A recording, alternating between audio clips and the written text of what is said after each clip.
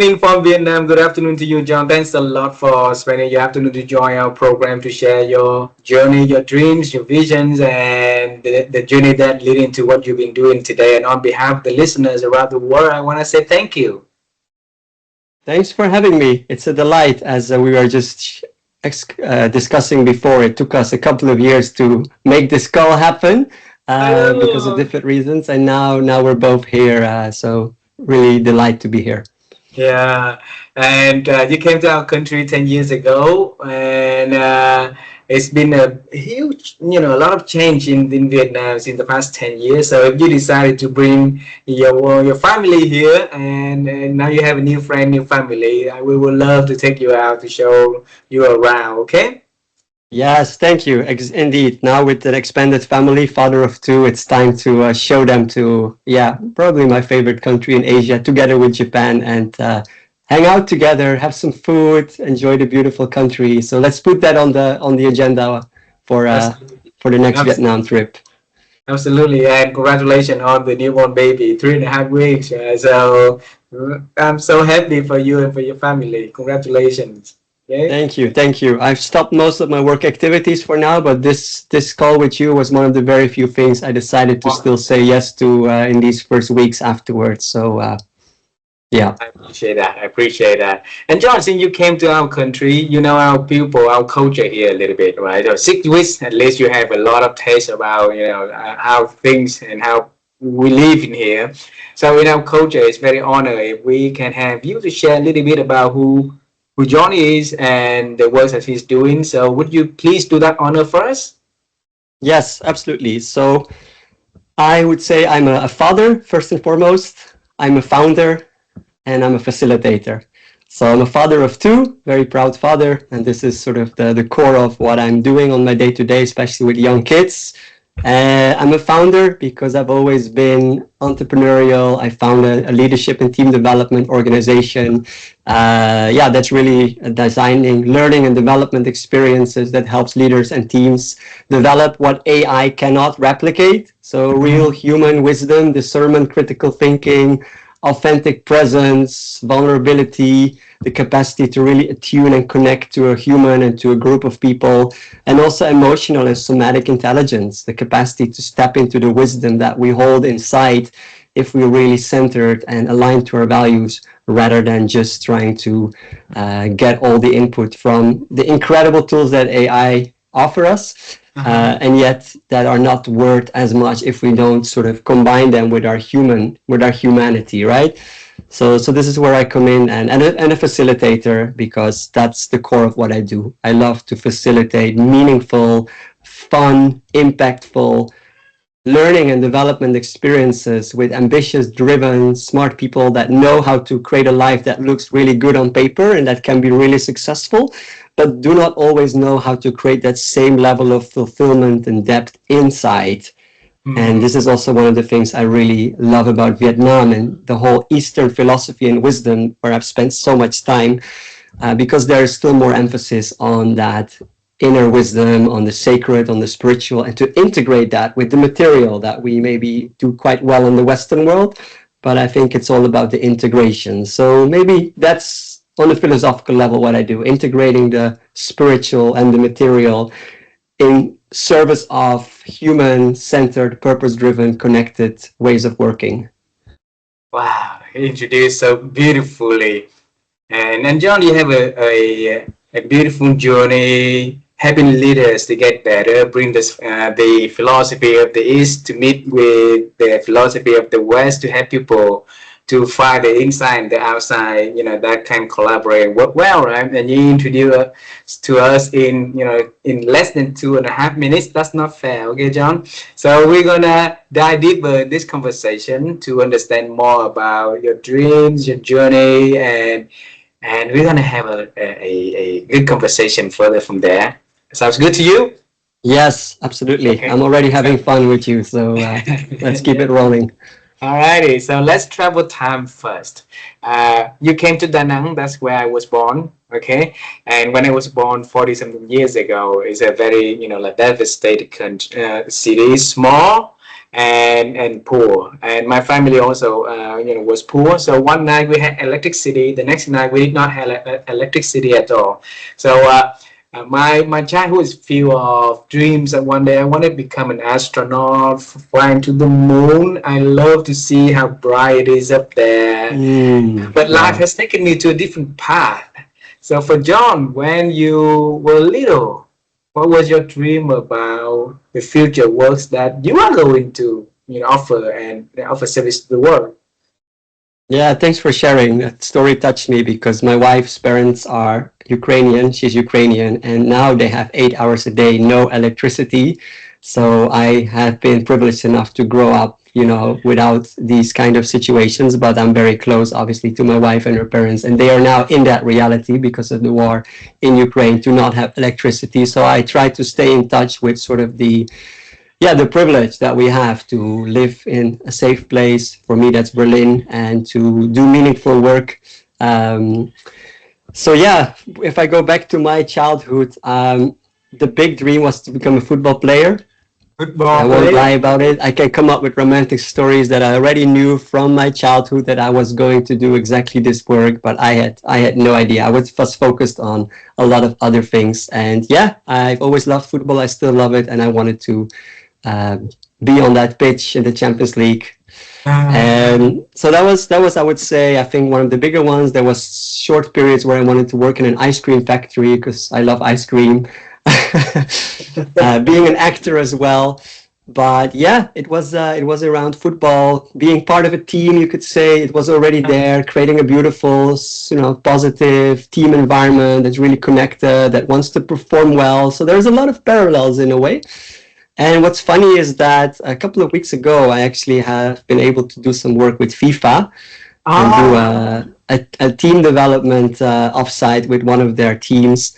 And this felt like full circle because this is still a big part of what I love, football. And now I can integrate that with my love for human centered development and leadership. And doing this at FIFA really felt like those two worlds were coming together. wow. So wanted to become a professional footballer. So if you became, a professional footballer, which team are you gonna play for? Well, my team is United Ajax. with Yeah, Hijack. All yeah. right. We had good times in the 70s and in 95, and now it's not easy, but we won yesterday in the Champions League, so hopefully good times are ahead. Hijack always had a lot of young talent, built from there and then, acquired by bigger, like a more financially, like strong, Yeah. teams around the world, right? So, I Yes. remember Ajak when I was, like back in Vietnam when I was in high school, very strong one. So,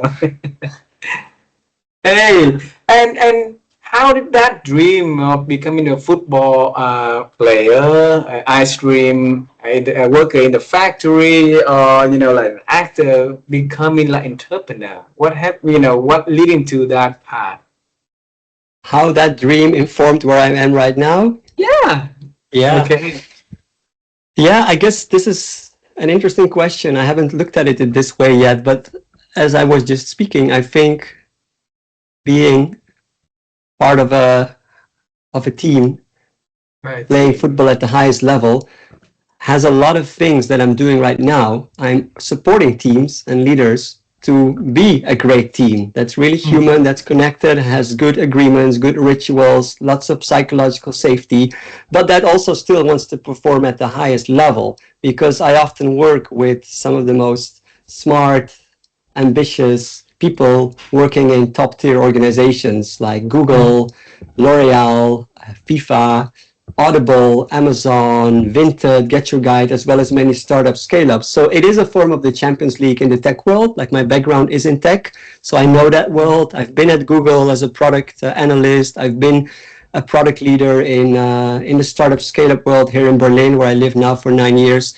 So yeah, it's in a way very connected, and I feel that perhaps that was already there, that real deep passion for bringing people together in a meaningful, impactful way and doing really beautiful, ambitious, driven work, getting amazing stuff done, serving the world and others with our gifts and our values. and do that in a really sustainable way, which doesn't always happen in the work world. Sometimes it goes at the cost of our sanity, our values, we burn out, we're disengaged from work. Like, I don't have to go through all the studies that show that many people are not in the most connected place to themselves, especially in this always on distracted world with notifications and short-term attention spans. So I think that was a lot there. And maybe the actor piece, I think what I realized is that maybe part of me wants to bring my gifts, and I've done a lot of work over the years to tap into what are my gifts, what wants to come true. I did a lot of work with Ikigai, for example, many silent retreats, lots of meditation, lots of inquiry, lots of coaching. And I realized that a big piece of what I'm here to do is to really facilitate that process of working and collaborating on the highest level in a way that's still deeply connected, human, in service of a greater good than just our own individual pieces. Ah, And yeah, this is, I think, what maybe the whole idea of being an actor is. You are on stage, you are that one that facilitates it, but it's not so much about you. You are in service of creating a fantastic scene, making your fellow actors look good. I do improv theater, and it's a similar thing. You're saying yes and to what's happening. You work with what's given, even though if it's messy and imperfect. So I ah, think these things have already been coming together, and maybe the cherry on the cake, the love for ice cream. I am an Enneagram 7. Maybe you know uh-huh. the Enneagram. The Enneagram 7 loves the good life, and I do try to really integrate my work with having a good life, having space for other things that matter, quality time for my family, for my sports, for my hobbies. So I am trying to integrate, I guess, some of these things that maybe the young John already knew. Already had. Yeah. Alrighty, John. Because this kind of conversations is the way for us to help our audience to see the similarity or some relation, in the way in their path also, and with hope that one day they be able to bring their dream at young age on to integrate it to what they do today, right? And if you look at your the works you do. And trace back, was that something that you build on the way that you growing up and the environment made you do that, or perhaps part of that is coming from the DNA within the family, where your parents maybe having the love to helping leaders, helping other people to get better, to act, to be entrepreneur. Yeah, it's funny. You just brought up not that long ago that the last time I visited Vietnam was 2015. Mm. Because this is actually a pretty critical time where I was going through quite a big transformation that I think is maybe worth sharing a little bit about, because I think that's really what kickstarted this deeper inner search for understanding, okay, who am I really? What's the life that I'm meant to live? What's the way that I'm meant to serve? Because right before that time, which was a 6 month trip through Asia, I was working at Google for a number of years at the European headquarters of Dublin. And in a way, my life on paper looked fantastic. Ambitious job, good income, girlfriend, fun weekend trips throughout Europe with fellow colleagues. Um, and at the same time, inside, I felt quite empty.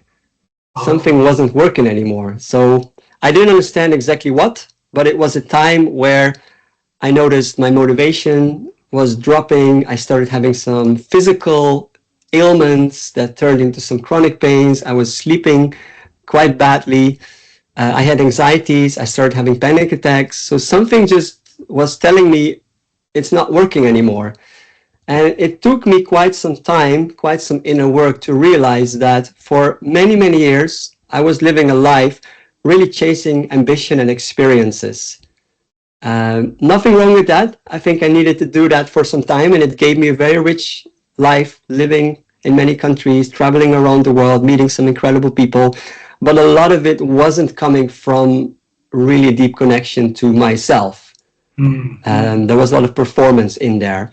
So as I realized that I couldn't continue working away, with my ambition, trying to make a career for myself, and just having all these social events because my body wasn't managing any longer. So at that time, at some point, I realized I need to take a stop.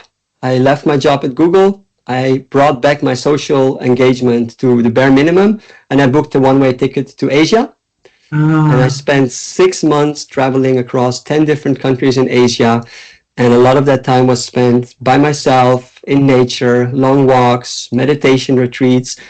And in this time, I started slowly peeling off the layers and connecting more to how much unprocessed, unfelt emotions, things from the past were still stored in my body. mm, There's a beautiful book about that called The Body Keeps the Score from a Dutchman called Bessel van der Kolk. mm, And it was the time for me to start slowly connecting with that, feeling through all of that, and also seeing how busy and noisy my mind was. It was not centered, it was not present. So I think that was the first step, realizing that, wow, I need to really find deeper levels of focus, of presence, of attention, and then bring that into the body and then start listening and learning to my intuitive wisdom about mm, what are my values really? What is the life I'm meant to live? Where am I out of alignment with my values? How can I stay true to what's next for me? And mm, that was set me on the path of, as I said, lots of mindfulness practice, meditation, embodiment work, from yoga to different contact improvisation, other forms of healing. There was a lot of work to be done that eventually realized or helped me realize that I need to slow down my pace of living. I need to not focus so much on just career and ambition and experience, but actually start trusting to my deeper intuition, my emotional, my somatic intelligence, and mm, let that start guiding me. And that's really been the core of what has helped me step by step move closer to a life that feels deeply fulfilling, to relationships that feel way more connected and real, to work that feels deeply aligned with what I can offer and how I can serve. And mm. that's not a one-way trick. The hard work needs to be done, but Yeah. I can see so clearly that that's what had to happen for me to come onto the right path. Wow. John, I'm thankful that you brought this up because now we know more about the transformative journey that you had. You will have to go through the certain part of your life in order for you to realize what's important and how to make the reinvention, right? So Yes. uh, I think the path of chasing something like you mentioned earlier is not wrong, right? It is important. It's there for us because it needs to be there for us to realize the lessons from that. Uh, so when that process that letting you to lose the inner self of John, and that letting you to having an unfulfilling life back then. Which moment? Yeah, before that, Yeah. all of the success, all of the career glamorous. So, well, see, when that, process that letting you to forget about self-care for yourself, if you look back at that. Yeah. I think there's been a number of pivotal moments, but it's really been a gradual process. I think the big wake up call was the anxieties, the panic Uh, attacks, the chronic pain, the lack of motivation, the bad sleep. That was really where my body was trying to tell me something that at the time my mind didn't want to hear. So there was a disconnect between my mind. I've always lived in my head and above. I played very high level chess in my youth. I know how to use my mind, think strategically, see all the scenarios, plan, analyze, rationalize, but I didn't know how to feel and sense and attune, and the body had to wake me up. So I think, and this is what I've been contemplating, does something need to hurt enough? Do we need to get to a dark enough place before we're willing to make deep changes? I think to some degree we do. It's a bit like the vitamin versus paracetamol, right? When somebody is in pain, they only want to feel better. When mm, somebody is okay and you're trying to sell them to take some extra vitamins to do even better, it's harder. So to some degree, somebody needs to have enough pain and struggle and frustration and feel stuck before getting to some real deep inner work and searching and asking some powerful questions about, okay, something needs to change. Um, yeah, having said that, I think there can be different inspiring people in our life that come at the right moment. And I also have met some of those, some of the teachers I've meditated with, some of the non-duality practice I've done, some of my travels through India, my work with the Enneagram, with Ross Hudson, and many more things. I think the right people showed up at the right time that had been through some of these things themselves and that I could mirror my experience in. Um, and perhaps part of it is also maybe some level of maturity, growing up. Becoming a father has been truly transformational. I think that's the other big pivotal moment where I realized that until I became a father, for a big part of my life, I was focusing a lot on the level of the I, optimizing for my own physical, emotional, spiritual well-being, self-awareness. And then the commitment to my partner, and when we got married in 2022, was moving from the I to the we, and seeing that as a couple, we can be greater than ourselves. But it also means some compromise and some sacrifice and putting some of your own individual I needs below the needs of the system of you as a couple. And then the third level of that is the level of really giving something, giving yourself fully without expecting anything in return as a father. And on one hand, that's been hard because I had to let go a lot of the parts of the old life of John, which was full of excitement and travel and so many experiences and so many exciting people, and made my life a lot smaller, but therefore a lot more focused, a lot more spacious. There was more depth versus breadth, and I found more meaning in that. And I also started realizing that the deeper long-term meaning and fulfillment and satisfaction comes from fully devoting yourself to meaningful causes and to sacrifice some of the other things that maybe provide short-term pleasure. And this is what fatherhood taught me, that being needed, being in service, guiding the little ones into a good life, and sacrificing sleep and a lot of your own needs for some time eventually is what I think a lot of us want on a deeper level. And I think I'm still learning every day, but that's been another pivotal moment, I would say. Wow. I'll bring you to 10 years ago. I think I noted down here when you said you stop and reduce your life standard to the bare minimum. I think that's a preparation for you, into the next, to becoming the new you. And after that, all of the newness that you put into your life, having a new family, become a father, become a, like having more responsibility, it's just something that you already prepare and get, to the next level of the game, right? So, and a lot of people are not able to make that stop and reduce their life into the bare minimum because they got so used to the past, to the living standard, to the comfortability of life has been given to them.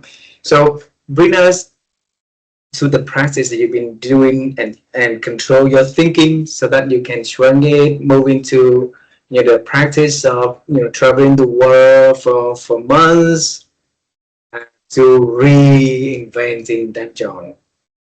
Mm-hmm.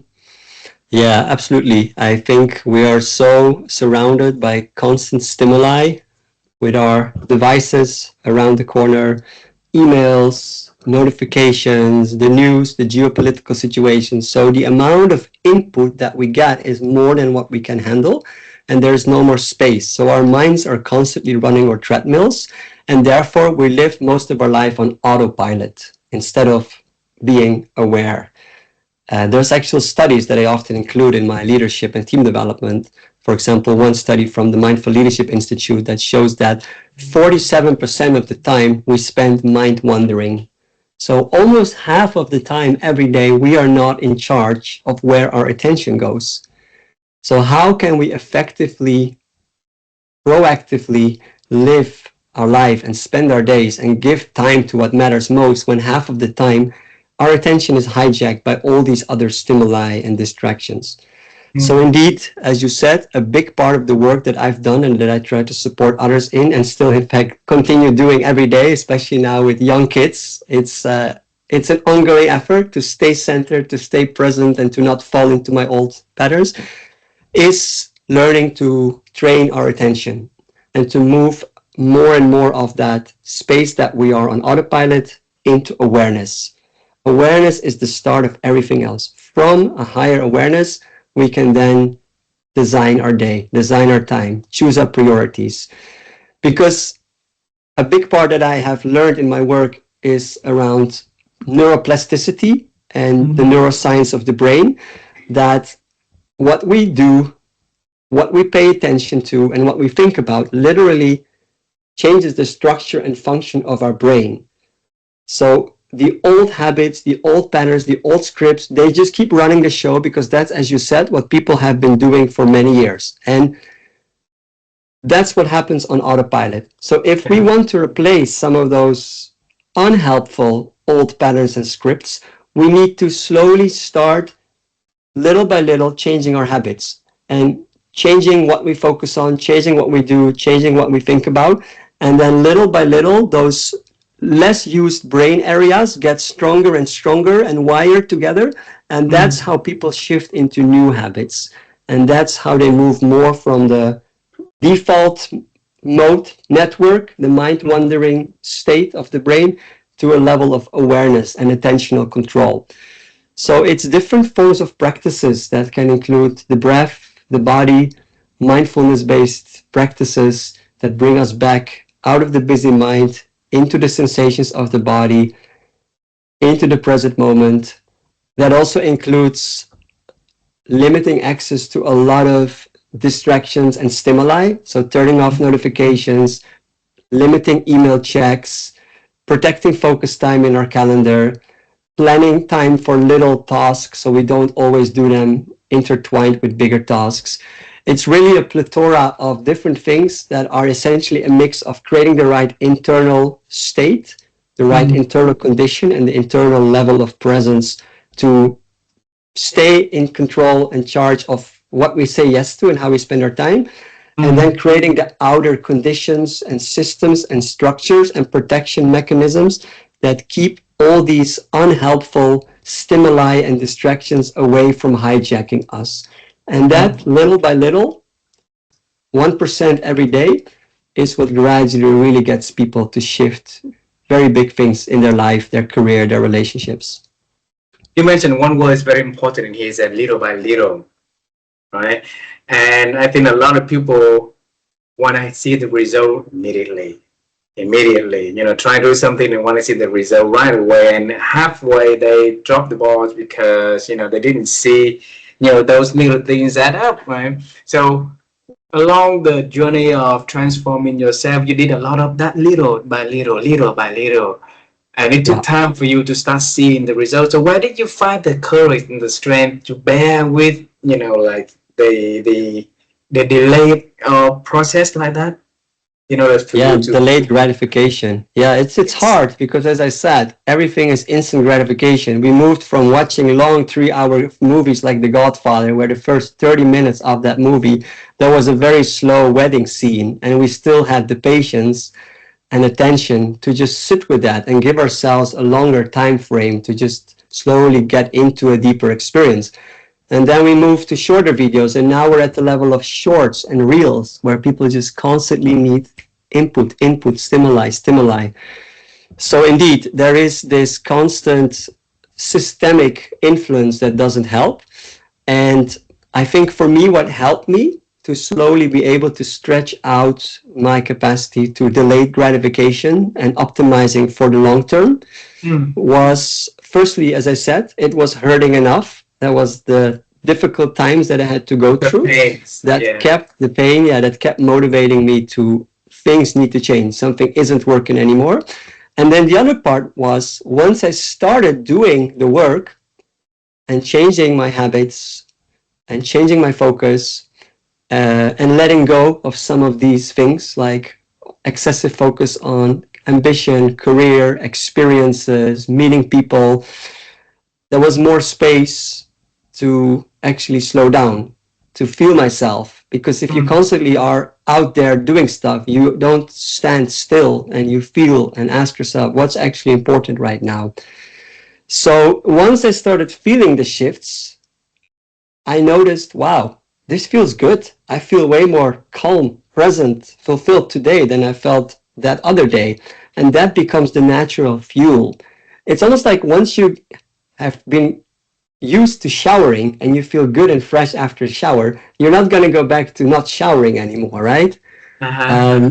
Once you're used to brushing your teeth, you don't want to go back to not brushing your teeth anymore because it doesn't feel fresh. It's not hygienic. Your teeth start having risks at going bad. And the same, I think, can happen with things like meditation and slowing down, nature walks, yoga. People can find their own way to center and to slow down. But once they feel that that is so natural and so good for them, like going for a run or showering or uh, and other things like that, it becomes a no-brainer. And that's where you want this to get, that you see that the benefits are so obvious that they become a natural drive for you to want to repeat them. So it needs to hurt enough for you to give things a proper try, and then you need to feel enough of the benefits before being bought in, and then that becomes your natural continuation. And then, of course, you fall in and out of the practice from time to time, or fatherhood kicks in, or crazy other life event kicks in, and for some time you're fully back into a reactive mode. But then it's all about getting back on the path. Nobody gets on the path once and just writes it out perfectly. We're all imperfect, messy humans, and it's about slowly coming back on track when we fall off. That's the best we can do. John, my wife and I we founded a platform called Hello Newness. So it runs around the principle of what we call newness framework, and that is something that we found out from conversation with experts around the world in this kind of interview. They really lean into newness. Through the pains, they find new things to do so that they can reinvent themselves, they can transform. Then they help the people transform them, and through their works also exactly like you, right?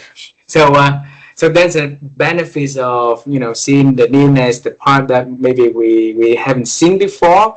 I wanna and in the world now, we have a lot of not now. It's ever since that a lot of people are afraid of change. So that's why they never see and reap the benefits of of the beauty of newness that bring to their life. If you look at your journey, and you see the correlation of newness and the benefit that it brings to your life. What would something that you can give word of advice to help the people to have the confidence of exploring that? To help people have more confidence exploring the newness in their life and not stay in the safe, familiar, but not very maybe positive ways of living or being. Or even in the pain, right? Even in pain, but people will stay in the pain instead of leaning into newness and get out of that pain. Yeah, great question. I would say, on one hand, it's acknowledging and honoring that change is difficult for people. Change to the brain literally is perceived as physical pain. That's simply the way we are wired. We don't like change. That has to do with our deeply primal way of evolution. So just acknowledging that change is a bit disruptive, is painful, that's the first step. Okay, it's going to be uncomfortable. But what I like to remind myself and people I work with, what is the cost of no change?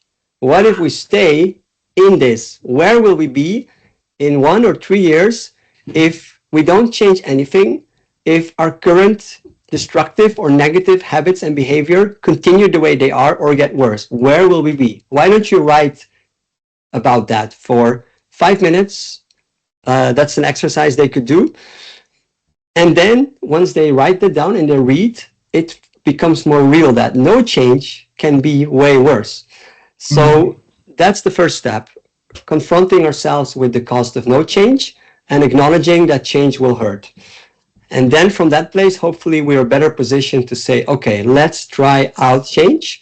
And one beautiful exercise that is called self-offering, where we do the same Self-offer. self-offering. We do the same exercise, but instead of going to ask ourselves, what if nothing changes or things get worse? What if in 3 or 5 years from now, everything went well? All the things that we dream of, all our ambitions went well. There's no limiting beliefs. Where will we be? How will we feel? What are we doing? What are relationships like? And write it like it's already the present moment. Ah, Allow yourself to dream for a moment. And then people can feel perhaps, wow, what is it that I really want? Because as you said, a lot of people live on their old, familiar autopilot life, and ah, they don't pause to stand still. What is it that I actually want? And from that envisioning, self-offering exercise, they get in touch with, where do I really want to go? What's my North Star? It's not a promise that we'll get there, but it gives us a direction and it gives us more clarity around what's most important. And then awareness. from that Exactly. place, we can start taking those little steps. And the level of change, newness versus oldness, that's a little bit dependent on people's personality type. I like to Ah, use the Enneagram as a way to help understand how am I programmed. There's ah, 9 personality types. Some types are very risk averse. Some types need a lot of safety. Sometimes focus a lot on all the things that can go wrong. Other types, personality types, are naturally way more bold, risk taking. So the level of speed and newness versus familiarity that people should embrace is dependent on how safe they feel with risks and uncertainty. And I like to use the analogy of having one foot in the order and one foot in the chaos. So one foot of your life still needs to feel enough safety and oldness and familiarity, but that other foot needs to be constantly moving into the unknown, the messy, the chaotic, the new ah, opportunities. And if that balance is right, then you're set up for growing in a sustainable way.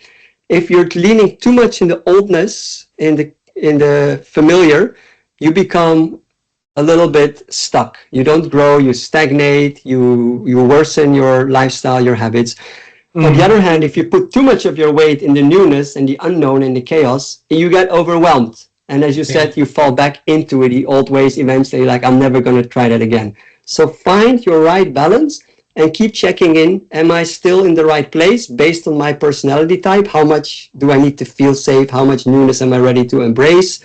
Maybe there's a busy time in my life where I need to take it a little slower because I've just become a father, or I've just changed Ah, jobs, or financially it's not going too well.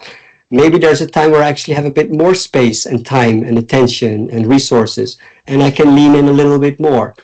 And then that's, I would say, the way we can take those little steps that over time will turn into huge, huge mountains that we can climb. beautiful. Really beautiful. Thanks, John. Earlier in this conversation, you mentioned about the power of AI, and it's a powerful tool. But you want to help the people to tap into the human wisdom, right? And using AI as a tool, but not losing the humanity, strength, and gift that we have. And I really like the word wisdom in there. And if you can define what is wisdom in your own terms, what is that human wisdom that you define, John? Yeah, thanks for that question. It's such a relevant question in our times, right? Where on one hand, we all want to lean into the incredible potential that AI enables us. And I am part of that group because I'm a product guy, I'm a tech guy, I love innovation, I've adopted a lot of tools, and it really gives me superpowers. And yet, I'm also deeply passionate about remaining deeply connected to our humanity, to our sense of community with other humans. And therefore, to me, it's a symbiosis. You want to get the best of both worlds, collaborate together.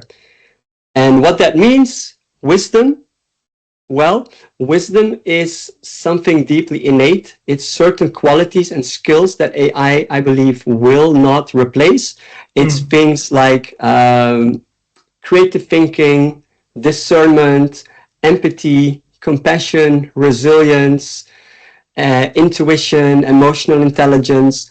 And in fact, research from the World Economic Forum shows that the future of work, the majority of the skills that will be needed in 2030, 60% of them are uniquely human. So they will actually become even more relevant in the future. And Therefore, we want to make sure that those are the ones we cultivate, because AI can give you all the data, all the options, all the input. But if you're not able to detect the signal within the noise, if you're not able to feel which of all these things I got is the right thing for me right now, given my context, given my needs, or the ones of my organization, or the ones of my team, then we still don't have that wisdom, that discernment, that capacity for critical thinking to really feel into what's the right way forward right now. If we don't have the emotional intelligence to really sit down with our team or with our colleagues in a very disruptive, difficult times of change, and we just try to repeat the right things to say from AI, they will still not feel us. They will feel that cognitively we say the right things, but they don't genuinely are with us in that messy space with empathy, with patience, with understanding. Like an AI cannot feel the subtle undertone of a room where you feel what's not being said, where the elephant in the room is not spoken. AI has a lot of a harder time to sort of facilitate a group of humans over many hours. So as leaders, as teams, we need to deeply lean into staying connected to those skills and then find a way to really combine them with the powers of AI. And that's, I think, how we're set up to really be successful as an individual, as a team, as an organization, and in fact, as a world. So let's see how we'll do as a species. And thank you for the work that you do to have, to have making it happen. And like you said earlier, little one step at a time, one person at a day, right? And one conversation at a time also. Two last question for this conversation. You mentioned the word I think several times in this conversation, the word think, and my wife and I, we always, love to help people to improve their ability to think. And one of the best ways for us to do it is through conversation like this. We ask, speakers to share their insights, to share their words, to share their ideas, and also to share their practice way of thinking. So practical ways of thinking. So the question for you, John, is how have you been best expanding your ability to think over the years? Well, playing chess helped a lot in my youth. through play, through gamification, play, board games. I love those. But yeah, maybe more practically, I actually did a very fun and useful exercise on this about a week ago with a team here at an ambitious scale up in Berlin, where we brought together a combination of the power of AI with the Socratic method. So the Socratic method is very much in line with what you're saying. Through conversation, through questioning, through challenging, to come to the deeper root of what's really true, what's really meaningful, what's really important. And I think we can apply this to the way we think, because with AI being able to give all the answers for us, we actually don't train our capacity to critically think. So yes, we need to use AI to get the input we need, but then we can use conversation with another human to go into a real inquiry about, okay, but why? And have you thought about this? And what are the trade-offs? What are the options? Is there any need of support that can help you with this? Have you tried this? And in fact, you can train your AI through a custom GPT to become that Socratic thought partner. So some of that thinking that you can do with other humans can now also be uploaded to AI. And you tell it to be a Socratic coach. You tell it to challenge you. You tell it to basically go deeper, to ask you why, to think about, to help you think about things you haven't thought about.